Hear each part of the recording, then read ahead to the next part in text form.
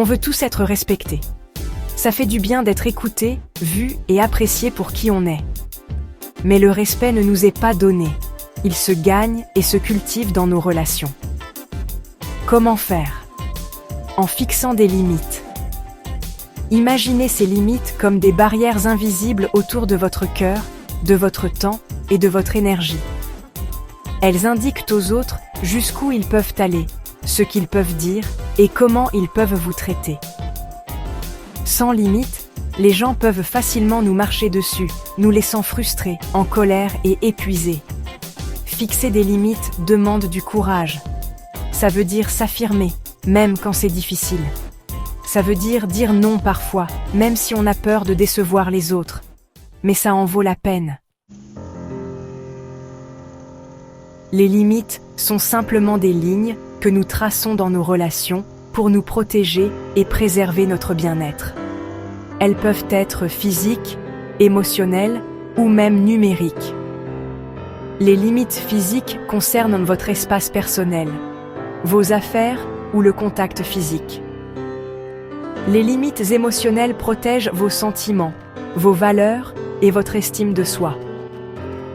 Les limites numériques ont trait à votre présence en ligne, votre vie privée et le temps que vous passez sur les réseaux sociaux. Tout comme on a différents niveaux de confort avec le contact physique, on a tous des besoins différents en matière de limites.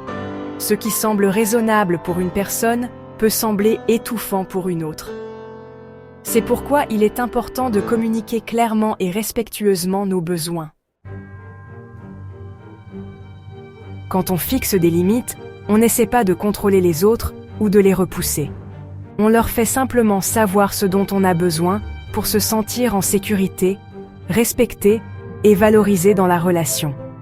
Imaginez, si quelqu'un emprunte constamment vos affaires sans demander ou se pointe chez vous à l'improviste, ça peut être irrespectueux et intrusif. Mais si vous fixez une limite en disant « J'apprécierais que tu demandes avant d'emprunter mes affaires » ou « Je serais ravi que tu viennes, mais peux-tu m'appeler avant ?» Vous n'êtes ni méchant ni contrôlant. Vous communiquez simplement vos besoins et vous fixez des attentes claires sur la façon dont vous voulez être traité. Quand on a des limites saines, on attire des gens qui nous respectent pour qui on est et qui sont prêts à respecter nos limites. Et quand on respecte les limites des autres, on leur montre qu'on accorde de l'importance à leurs sentiments et à leur autonomie. Vous vous souvenez de Blaise le gagnant? Il a fixé des limites. Il savait ce qu'il voulait et ce qu'il ne tolérerait pas. Il a osé être différent, même quand les autres ne comprenaient pas. Vous pouvez faire pareil. Vous pouvez être gentil, bienveillant et empathique, tout en fixant des limites fermes.